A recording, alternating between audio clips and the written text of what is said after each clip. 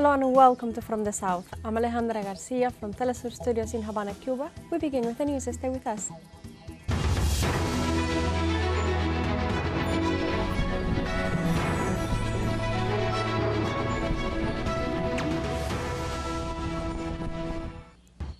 In Venezuela, as regional and legislative elections unfold, President Nicolás Maduro highlighted the collective effort that has allowed neutralizing the violence of the extreme right wing in the country. The head of state invited the citizens to exercise their early vote, a custom established in certain sectors of the Venezuelan citizenship that initiate the electoral party at dawn, a legacy of President Hugo Chavez. From the headquarters of the recently inaugurated National University of the Communes in the state of Carabobo, in the north of Venezuela, the head of state acknowledged on Saturday the people and the security agencies that have neutralized the attempts of the extreme right wing to sabotage this day.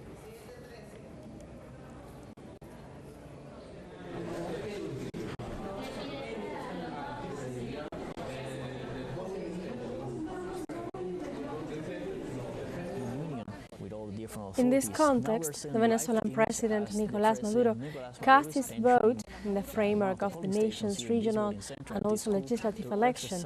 He was accompanied by the nation's first combatant, Celia Flores, and they both took part in the election that, of course, will define the head of all 24 states and also the composition of the Legislative Assembly that is going to rule the legislative power for the next 2031 until the 2031 year. There in the machine, which later gives the physical copy of the vote, which we're seeing there, President Maduro holding on his right hand to then put that physical. In eastern Venezuela, the people of the state of Monagas have been voting as well since very early in the morning. The citizens of that region have highlighted the speed of the process and the guarantees established by the security measures implemented in the 581 voting centers. Monagas, let's recall, elects 4 candidates to the government and also the deputies and the regional legislative council.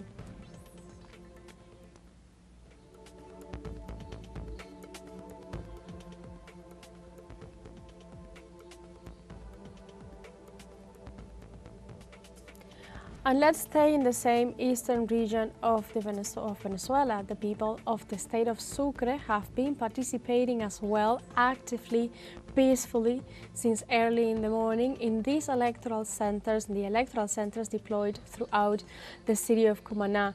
In the state of Sucre, there are 702 voting centers and 1,038 polling stations that were unable to carry out this electoral process.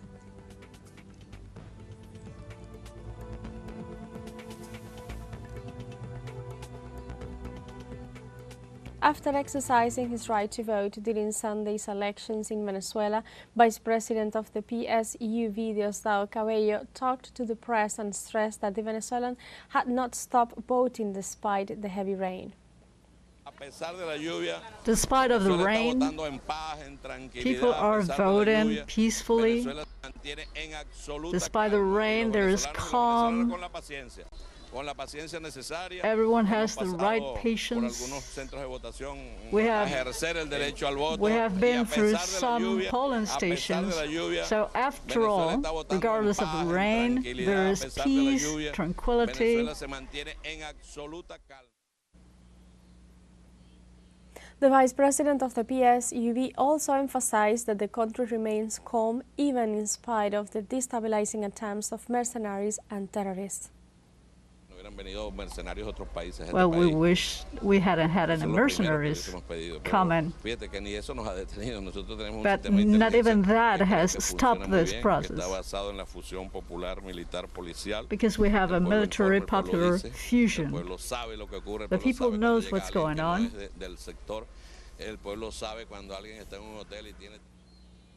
For his part, the head of the 25 Más campaign command, Jorge Rodríguez, emphasized the importance of holding these elections in peace despite calls for violence by the far-right wing of the country to prevent the elections. frente a los llamados a la violencia, frente... In the face of calls for violence, in the face of calls for extra-constitutional outbursts, in the face of the macabre alliance between the factors of violence, what the people of Venezuela are saying, the voting machines, is that they want peace, that they want concord, and that above all they want to express themselves in a fruitful dialogue, because an election is nothing more than a dialogue between people, between citizens, between neighbors. And the reports we have is that the election takes place in absolute peace. Fortunately, it's not even raining. Ni siquiera está lloviendo, afortunadamente. Rodriguez also affirmed that these elections, these mega elections, will be the definitive seal that will consolidate national peace in the Venezuelan territory. Hoy es un día ciertamente histórico. Today is a historic day, and also a very auspicious day, historic in the first place because peace has triumphed. Every time the people of Venezuela go to the voting machines and choose, through direct and secret voting, their leaders, the people who must accompany them in the process of building the future. Today we are electing almost 600 people for the popular election. We are electing 24 state governors. We are electing the deputies of the regional legislative councils. And we are electing the National Assembly of the elective period 2026 to 2031. It is also historic because it certainly corresponds to a mega election. There are 2 elections in a single day. During this Sunday's election day in Venezuela, the Minister of Defense, Vladimir Padrino Lopez, also reaffirmed that these elections are a democratic process which does not constitute a threat to the authorities or the territory of Guyana.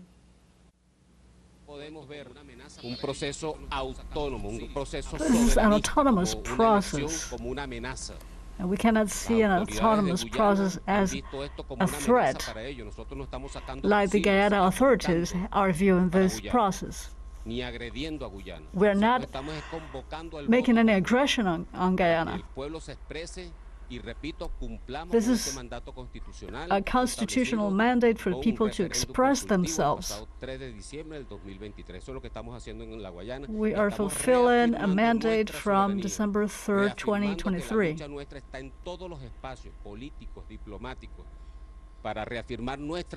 We are reaffirming our sovereignty, and we are putting up a battle so that Guyana that an agreement be reached on Guyana to move forward with policies, dialogue, with no aggressions, and following the agreements that have been signed so far. And now we have a short break coming up, but first remember, you can join us on TikTok at teleSUR English, where you'll find news in different formats, news updates, and more. We'll be right back. Stay with us.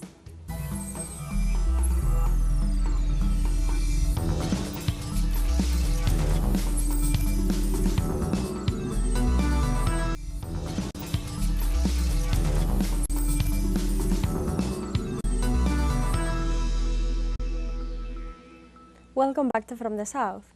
Panama's indigenous ethnic groups asked Pope Leon XIV to intercede in the face of government repression in the country. Following a document signed by 7 indigenous ethnic groups, they asked the Supreme Pontiff to call on the Panamanian government to use dialogue as a way to solve the problems and the persecution in the demonstrations. The indigenous community denounces the systematic violation of their fundamental rights by the Molino government. It is evidenced in the repression against the demonstrators as well as the criminalization of the protest, while the teachers, university students, workers, indigenous people, and the whole community in general demand the repeal of Law 462 that reformed the insurance fund.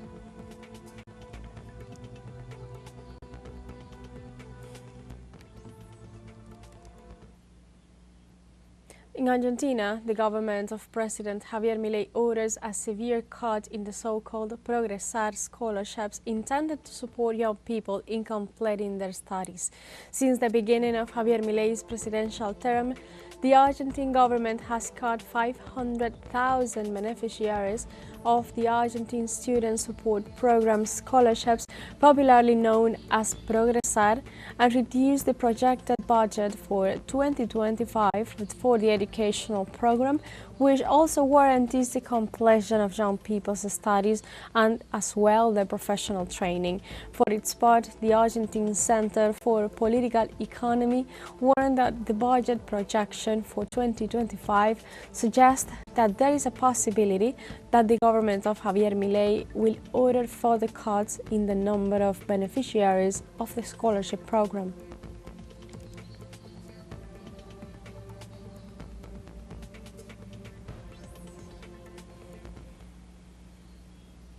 And let's go to the Dominican Republic now, where the death toll from the Jet Set nightclub tragedy has risen after a young woman who had stayed 46 days in the intensive care died Saturday.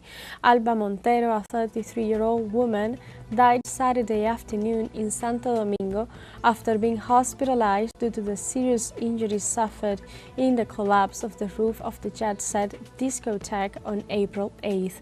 Alba's death brings to 236 the number of fatalities in the third big tragedy in the history of the island nation, according to the official list of authorities. In addition, the Dominican authorities announced an investigation into the tragedy, but have not yet reported the conclusions, while the national government acknowledged a legal vacuum in infrastructure regulations.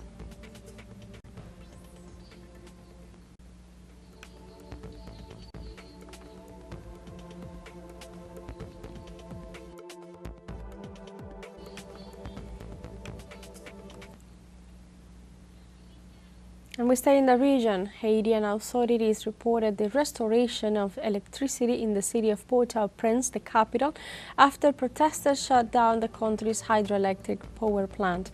According to reports, the electric service will arrive in a gradual manner, so some communities are still without electricity.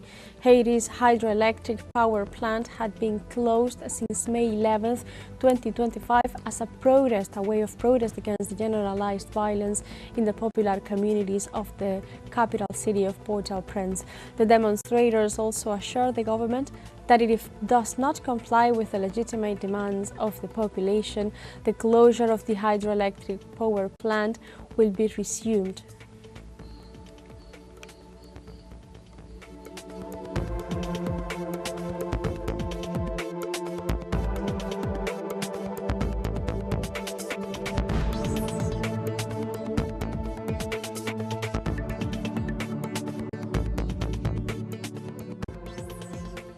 And we have a second short break coming up, but before we invite you to visit our Facebook page at teleSUR English. There you'll be able to watch our top stories, especially live coverage and much more. Follow our page and activate the notification button to stay up to date on the world's most recent events. Fun short break, but we'll be right back. Don't go away.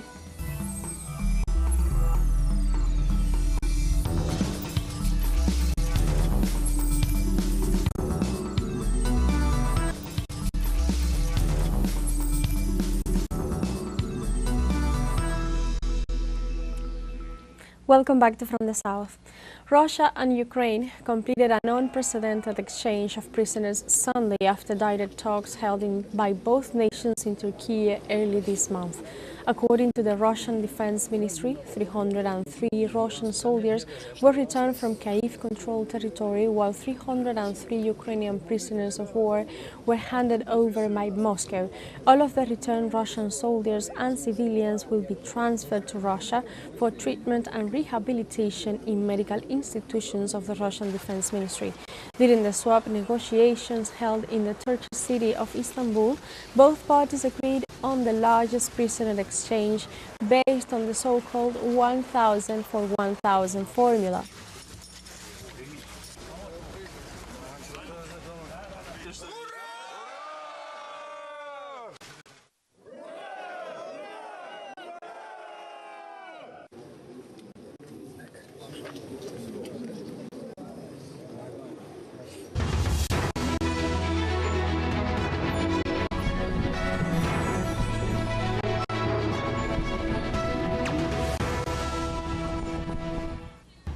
And Venezuela is going to the polls this Sunday in a mega election to choose governors and members of parliament.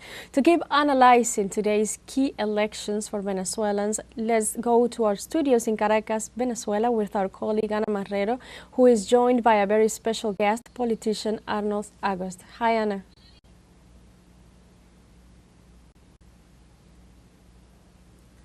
Hello, Alejandra, and hello, the audience. Annalise, and well, welcome to teleSUR English, and welcome from the South. It's a pleasure. As a collaborator of teleSUR, it's always a pleasure to collaborate, whether it's here in Caracas or Havana or by writing articles for teleSUR. Oh, that's so good. And it's really nice to have you here. Well, Wakalatain you, so what do you think about the 32nd elections being held in Venezuela during the 26 years? Well, you mentioned 32 elections. Actually, there's more. For example, today, it counts as one election, but in reality, there are two. One is for the National Assembly deputies, and the other is for governors and the legislative consulta and the level of the state. So it's really much more than 32. I think without any doubt, Venezuela is the champion of elections and democracy. But nevertheless, the United States and their allies always try to demonize Venezuela, saying that it's not democratic. It's pretty ironic when you have so many elections. Yeah. And also, how do you describe the democracy that Venezuelans are demonstrating that exists in the country through the vote? Because as you said, the right wing tries to demonize the government of Venezuela, saying that here is no democracy, but the people voting are showing that there is. What do you think about it? Well, actually, of course, I'm attending today. I went to the voting centers and saw how they voted. I did that previously for the presidential elections in July of last year. In July 28th. In July 28th of last year for the presidential. I saw the voting procedure there, and I saw it again today. So once again, anyone who is anyway objective, they have to say, in my view, it's a fraud-free electoral system. It's not possible to carry out any fraud. Now, for me, it's not just the elections. Like yesterday, with the help of some friends, I visited two barrios, two neighborhoods. One is in Petare, which is the biggest neighborhood, the biggest barrio in Latin America in terms of population. It was very, very inspiring. I went there, I spoke to the people, and it's very clear from the point of view of the people that this is their revolution. You know, the Venezuela, I mentioned this a long time during my first visit in Venezuela in teleSUR with Rey Gomez. I think it was 2015, a long time ago. He asked me. A long time ago. Yeah, he asked me, what do you think? You were in Barrio 23 de Enero. What is your opinion? I said the main thing then, and I say it now, what distinguishes the Venezuelan democracy from any other democracy around the world is this protagonist. That is, people see themselves as the author of their own revolution. And it's the same thing today. When I was there yesterday in that barrio, everyone I spoke to, irrespective of how they're going to vote, they say they want to vote in peace. And the United States cannot give lessons to anyone about a democracy and to carry out elections. The same thing, I went to the Barrio 23 de Enero, and of course there it's very militant, and they said the same thing. People want to vote in peace. People have confidence in the electoral system in Venezuela. They see it as part of an overall process that began in 1998 when Hugo Chavez was first elected and went through all of the major transformations, social, economic, health, etc. And so they're part of this whole dynamic. And, you know, for example, the way they participate in the comunas, they're the ones who decide what are the projects which they're proposing. And once it's accepted by vote, then they get the funds from the central government to carry out these programs. So, it may be strange for someone coming from the United States or Canada who has very preconceived notions against Venezuela, but Venezuelans see this as this is their revolution, and it's up to them to do it, carry out the way they think is best. Yeah, and also there are not only elections of governors here in Caracas or in the Miranda State or in Táchira, but also is being held elections of governor, the first time in the Guayana Esequiba. Yeah. What can you tell us about it being the first time Venezuela is electing a governor there? Yeah, well, as far as the governor is concerned, of course, this is a very important test case.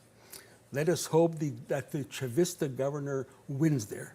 It will be a ratification of the decision taken by the Venezuelan people in a sovereign way with regarding that area that will be incorporated into the territory of Venezuela. I have a good feeling, even though I didn't visit it, I have a good feeling that this is how people vote for a governor that will follow in the footsteps of the referendum that took place to include that area into Venezuela. And of course, there's also Miranda is also important. There's a Chavista governor now. Hopefully, the Chavista governor would be elected there. When I was there yesterday, it was very interesting. It's a very controversial neighborhood. It's very Chavista. At the same time, as you recall, during the elections, right after the elections on July 27th, the night of July 28th, there was disturbances, riots that took place, organized by the United States and their allies. And some of these disturbances took place from that area in Petare. So hopefully the Chavista trend will triumph over those who want to make trouble with regards to the results of the elections that are taking place today. Yeah, and also the lessons of these elections for not only Venezuelans or the extreme right, for the world and Latin America and the Caribbean, the lessons that Venezuela can give during this democratic process that's being held today. Okay, let me just say one point. United States, or where I come from, Canada, their governments, they have no lessons, no moral authority to lecture Venezuela about elections and democracy. Like today, even before the election results are in, for example, I verified with the New York Times about 2 hours ago, they're already saying that the elections are fraud. And what do they give they say, according to recognized international observers, they give the example, it's hidden in the article. You have to open it up to see. It's from the Carter Center. The Carter Center previously, when Jimmy Carter was there, it did play a progressive role, a good role. They were objective, and he wrote, when the New York Times quotes reliable sources, why don't they say that previously the Carter Center said, and that's written, that the most transparent, well-organized elections take place in Venezuela. Of course, a change took place, and someone who had very close ties with the CIA and USA has taken over the Carter Center. So they really don't have any moral authority to lecture Venezuela with regards to elections and the democratic process. But the government and the people are demonstrating and giving lessons to the world. Exactly. I think so. I mean, I'm prejudiced, but I think that Venezuela has lessons to give to all over the world with regards to elections and democracy.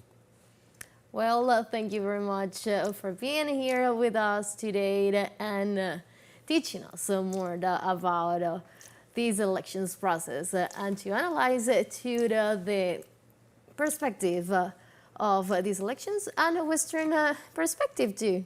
Well, thank you very much. And, thank you very much for having me. I thank you for being here. Well, like this, we're back to Alejandra in Havana, Cuba, to more information from the South.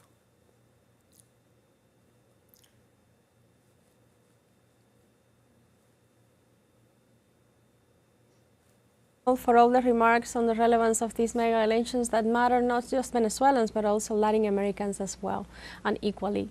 And with this special interview we have come to the end of this news brief, but you can find this and many other stories on our website at telesurenglish.net and join us on social media. We are on Facebook, X, Instagram, Telegram and TikTok. For Telesur English, I'm Alejandra Garcia. Thank you for watching.